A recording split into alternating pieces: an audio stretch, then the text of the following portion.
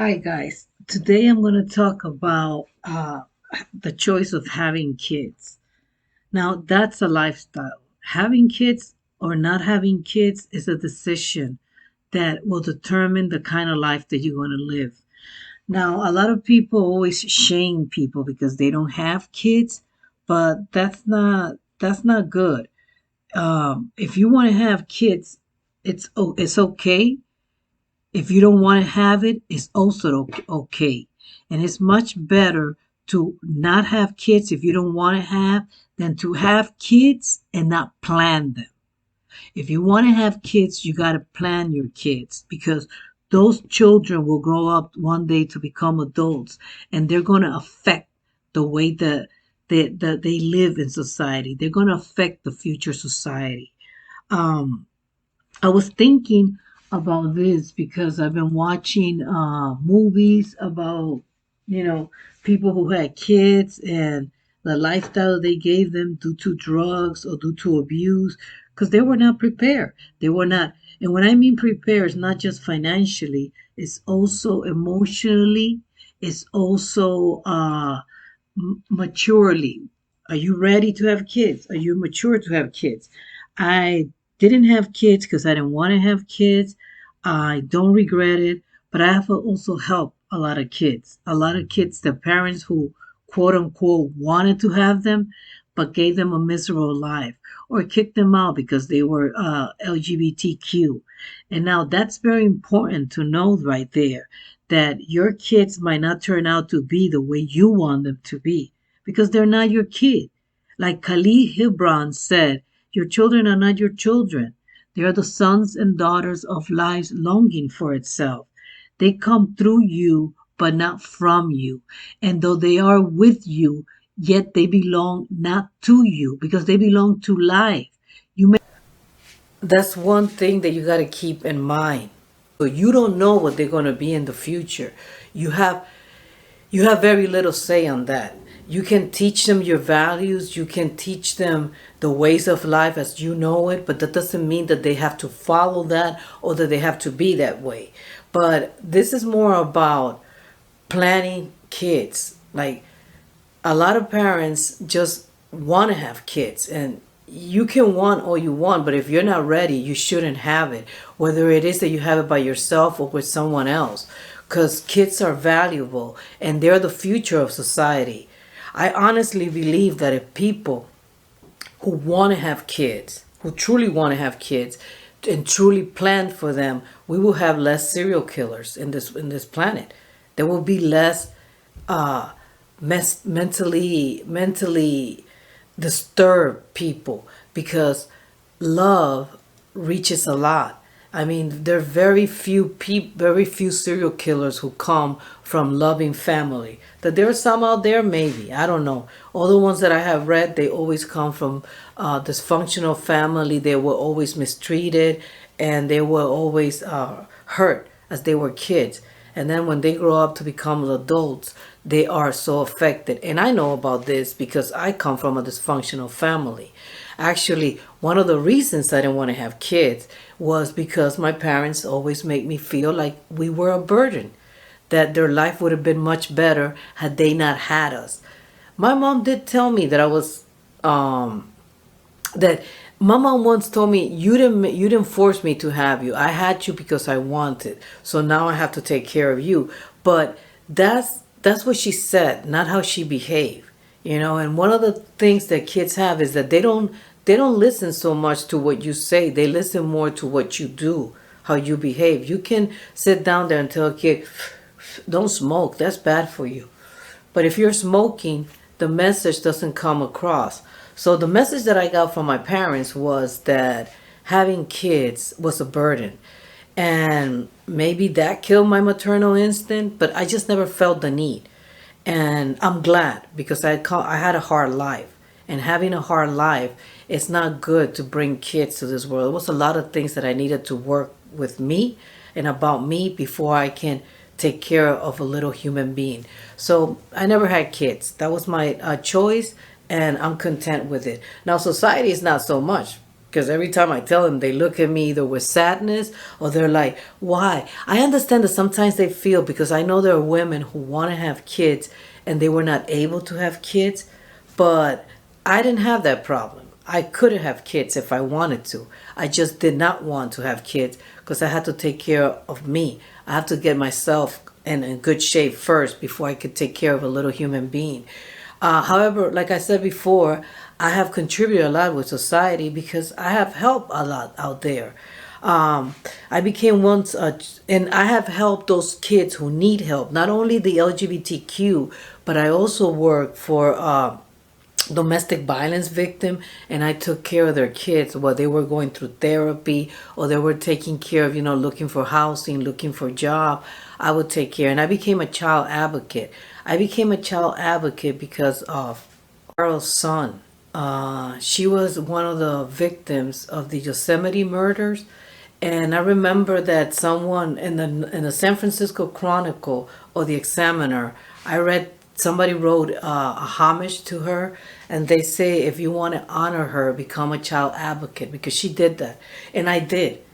I only did it once though, because it was too intense. It was more intense than volunteering to take care of the kids of domestic violence victim, because these those were kids that I would just take care of for an hour, and then I might not see again, or I have a different set of kids.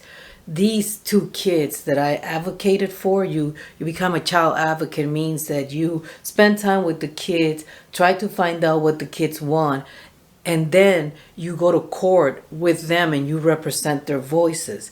And I try to do that to my best of the ability that I had at that time and the age of the kids. One was like 4 years old and 2 years old, and they had found their mom, or they had witnessed their mom being murdered by their stepdad. Their stepdad killed the mom. Somebody found the kids wandering around, and their real father, who was also an abuser, he had moved to another state, and he had lost custody at that time of the kids. So there was a battle between whether the kid should go back with the dad, who was in another state, or stay with the grandmother. And I had to find out what the kids wanted. And throughout talking with the little girl here and there, I grasped a little bit that she wanted to be with her grandmother. I also thought that that would have been the best thing for her, given the fact that they just witnessed their mom being murdered. And then they had to go to their dad, who had also abused their mom. I don't think that was going to be good for them. And it was the maternal grandmother. So I went ahead and I advocated for them. But that was it was heartbreaking. It was heartbreaking. And again, lifestyle choices. I mean, people who are not ready to be parents, but yet they want to have kids. And I understand that sometimes accidents do happen, but you do have choices after the fact. Okay. And it doesn't have to end up in abortion. It could also end up that you own up to the fact. Okay, so you messed up. Now you want to have this kid. You don't want to take him. You don't want to abort the kid. You don't want to go to orphanage and give him up. You don't want to give it to a family. You want to raise the kid. Then do it properly. Assume the responsibility and know that it's going to be very difficult. But this is about before that. It's much better if you decide early on what you want to do. You want to have kids, then prepare yourself for it. Try to get yourself an education. If you can't go to college, get a job, save money. Okay? Get yourself mature. Improve yourself as a human being, so that you can have the patience to deal with a little human being who's going to take time away from you. And there's a lot of songs that people can learn from, because people can learn from song. And actually, it wasn't only my mom. It was also the songs that I was listening to when I was a kid. There was a song in Spanish called No Basta. It's Not Enough. And that song really hit hard. It hit home because I knew that that's what had happened to my parents. I was an accident. They were not ready for me, nor did they wanted me. And they were not ready emotionally to have kids. I mean, they were old enough. Don't think my parents were kids. They were in their 30s, early 30s. So they had been around. And my mom already had another daughter from another man, and she lived in back in Dominican Republic. So she knew, yet she had me, and boy, let me tell you, it was the most miserable childhood that a person can have. Besides a child called Ed, because I admitted that a child called Ed, he might have had it worse than me.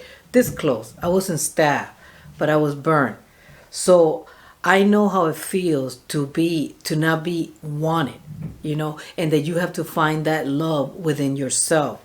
Be able, and also I'm happy. I appreciate the fact that I got lucky and I have people around me who did want me, who did love me, who did show me that there was a different way of living.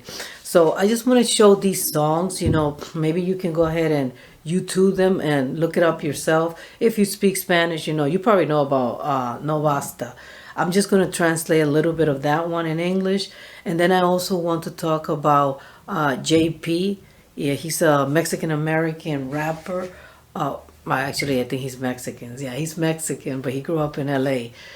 And I gotta say that he's Mexican because he has a song, No soy de aquí ni soy de allá. So yes, he's Mexican, but he has a great song.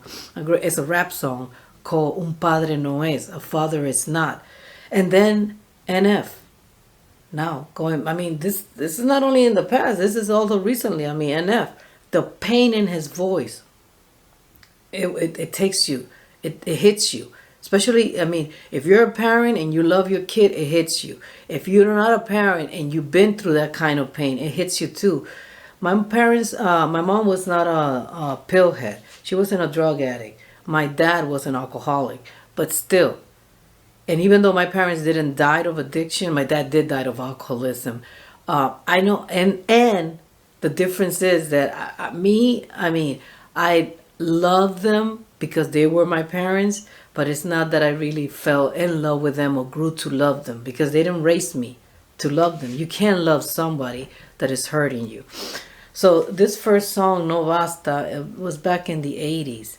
And I was a teenager, and I agree with the song, and I knew that had happened to my parents, with me.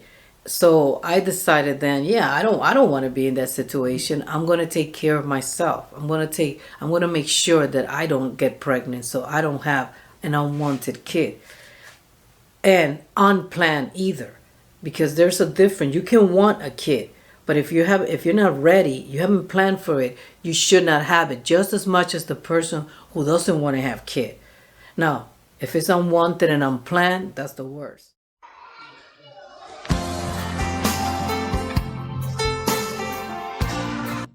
See what it says there? The kids represent the future, and families prepare for the future. And that's true. And now it doesn't have to be family. Okay, they're conservative Latinos. They always think of the mom and the dad, but that's not necessarily true either. What kids need is love. It doesn't have to be a man, and you don't need to have a man in your life growing up. You don't even need to have a woman in your life growing up. What you need to have is someone who loves you, someone that will take care of you, someone who shows you that you're worth it.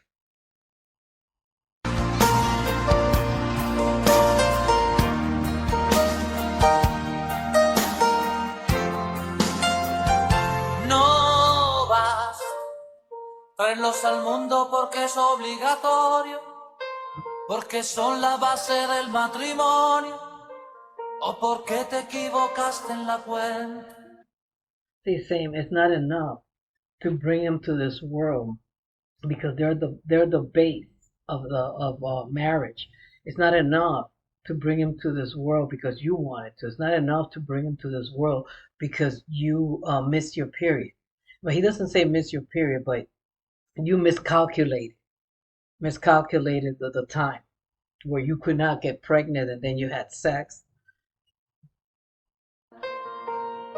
No basta con llevarlos a la escuela que aprendan, porque la vida cada vez es más dura, ser lo que tu padre no pudo ser. And there he goes. Oh, and I forgot to say too that before that he has said it's not enough to bring him to this world because it's mandatory. Because some people feel that You know, some, especially Christians, religious people, they feel that that's what they were put on earth, to have other kids, to procreate, because that's what it says in the Bible. However, what they forget is the Bible was written by men, and at that time there were very few human beings, and villages were very small. Villages were like 10 or 15 people, and that was a village. So, you know, the more people you had in a village, the stronger you could, the stronger they were, the better you can take care of the society, and the better you could protect yourself from other villages. But this is 2021, and the village is huge. It's too many people. So now he's saying it's not enough to send them to school, you know, because life is too hard, you know, and you want your kids to have the lifestyle that you didn't have. That's not enough, because you could work hours and not give any time to your kid. And your kid becomes a disaster anyway, even though he or she has the best education. That was one. And this is another song that I also like, which is JP, like I said. And he talks, this is one he talks about. And again, this one is close to me. I did not choose to put Eminem here, even though Eminem has a lot of songs about his dad and his mom's addiction and Munchausen syndrome, how she treated him, you know. And he says in one song, how's you supposed to know how to act, you know, how you supposed to be when you were not raised. You had to be raised by yourself. That's not my situation. And I'm to me, I relate more to parents staying there, a dad that stayed there, like in JP case, because he wanted to be considered a good dad, so he stayed there. And then what happened? His dad regretted it. His dad was mean, abused him, because his dad did not want him at all. Mirada hacia afuera, nunca regresaste a ser el padre que conozco, no te fuiste, te quedaste, pero con un chingo de odio, tus palizas fueron diarias, matas. See, he's saying there, your eyes change throughout time. The way he looked at his kid changed, and he says, you didn't leave, you stayed, but you hated it.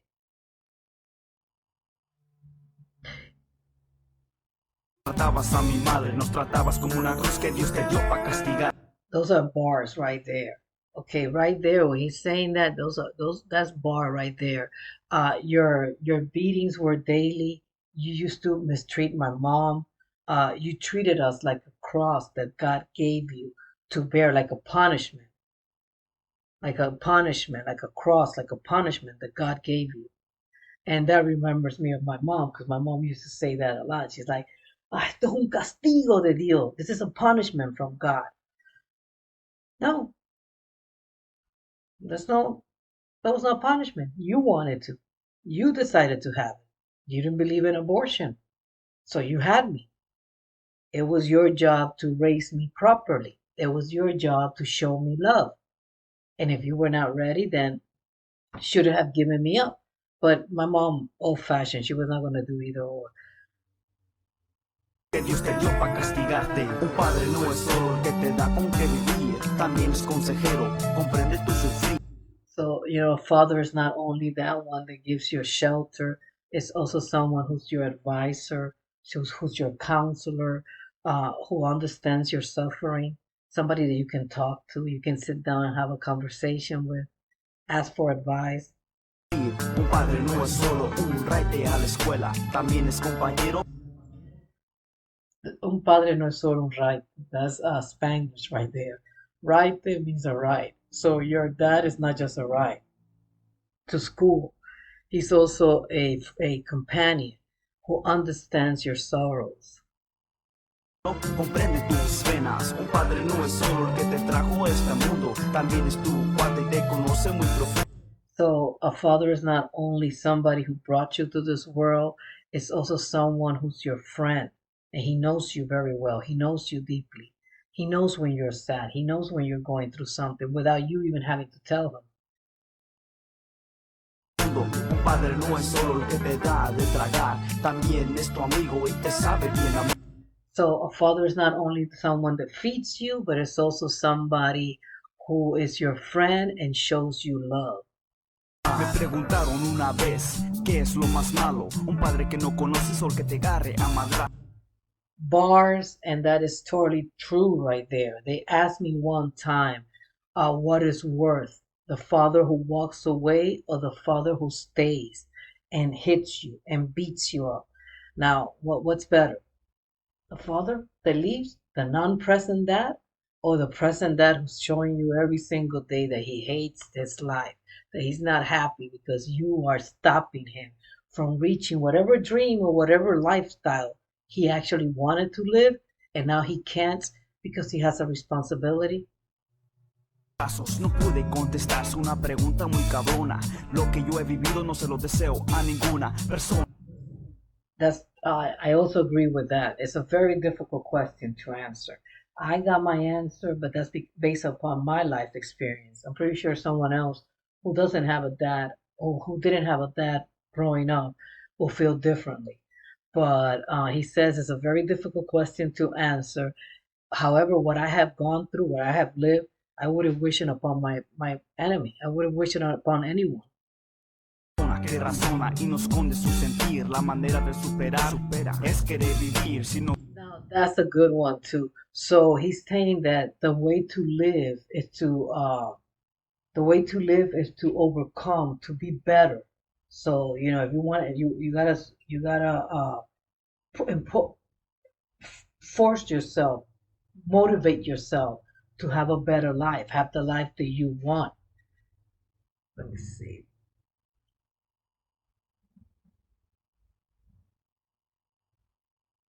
También es tu padre y te conoce muy profundo. Un padre no es solo el que te da de tragar, también es tu amigo y te sabe bien amar. Me preguntaron una vez, ¿qué es lo más malo? Un padre que no conoces o el que te agarre a madrazos. No pude contestarse una pregunta muy cabrona. Lo que yo he vivido no se lo deseo a ninguna persona que razona y no esconde su sentir. So to every person who reasons and doesn't hide their feelings, the best way to improve yourself, the best way to improve in life is to want to live. Is to want to live, want to live the life that you have. And if you don't want to have that life, then you got to change it. La manera de superar es querer vivir. Si no quieres a tu familia, vete, no seas menso. Encuentra lo que busques, no amargues tus pequeños. So there he answers the question, whether it's better a father that stays or go. He says, he doesn't say this is better, but he's saying, if you don't want your family, leave, go and have the life that you want, because then staying behind, you're just going to make your kids miserable. And that goes for people that stay together because of the kids. That I don't think that happens a lot anymore, but it did happen a lot in the past. That's why so many baby boomers and Generation X are messed up in the head. Now, millennials and Gen Z, they talk a lot about depression. I don't think that it's because that's happening more now. I think it's because more acceptable nowadays than it was before. Apárale grande, te he querido perdonar. Me la has puesto muy difícil. Contigo quiero hablar. So he goes here and says, Dad, now that I'm an adult, I want to talk to you. I want to forgive you, but you have made it so difficult for me to forgive you. I want to talk to you. Porque no te fuiste, no moviste ni un dedo, te quedaste a chingar como ogro muy culero. Bars there too. So why didn't you leave? Why did you stay? You stay behind just to that's a cuss word right there. But you stay here just to mess with my life. You just mess with people's life. Why didn't you move a finger? You didn't even move a finger to get out of the situation. If you don't want to have us, if you don't want to be in this family, why didn't you just take off and leave? And that way you wouldn't have made us, our life so hard, so bitter. Pero nos dejaste de amar, pero nunca lo creíste. Según fuiste buen padre por quedarte y no. And that's true too. And that's what my father used to say, that he was a good dad because he stayed. So you got to be careful with that, because no, he's saying right here, you stop loving us, but you don't want to admit it, according to you, you were a good dad because you stayed, you didn't leave. Un padre no solamente el que te da de tragar, es un hombre que es tu amigo y te sepa bien amar. So here he goes again, you know, a good dad is not that one that just stays and feeds you, but it's the one that loves you like a friend and treats you like a friend. And then we have the guy of nowadays, NF. NF is another one. And he had gone through a lot. Now, I don't know the backstory of NF mom. I don't know if she wanted to have him, if he was an accident, but the lifestyle that she had did not correspond to a mother. You, again, you suffer from addiction, you have issues, you have mental problems. Don't, don't have kids until you don't work on that, until you don't have that. You, and if you do get pregnant and if you do have the kids, then you need to buckle down and try to do the best that you can. Or we're just going to keep up going on this vicious cycle of bringing unhappy people into society. I'm just going to put a little bit of an F song. I'm pretty sure most people have heard of it already. It's Why Did You Leave? And it's talking about his mom after she died of an overdose. He's talking about his mom. And I like the end. You can hear the pain in his voice. When I have heard this song, I cried the first time I heard it because I could feel his pain of not having his mom around, which he never had her. If you listen to the whole song, she was never around. He ended up in foster care, like I did too. Sometimes I think about things like, when I have kids, and like,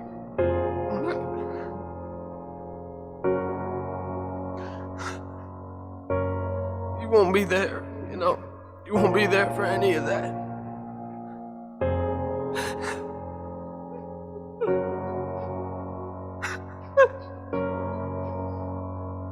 I'll never get to see you again.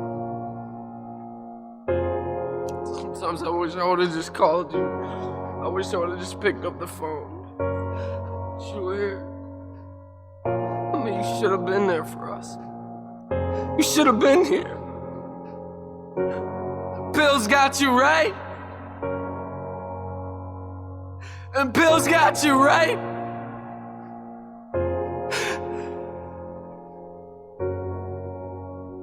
I wish you were here.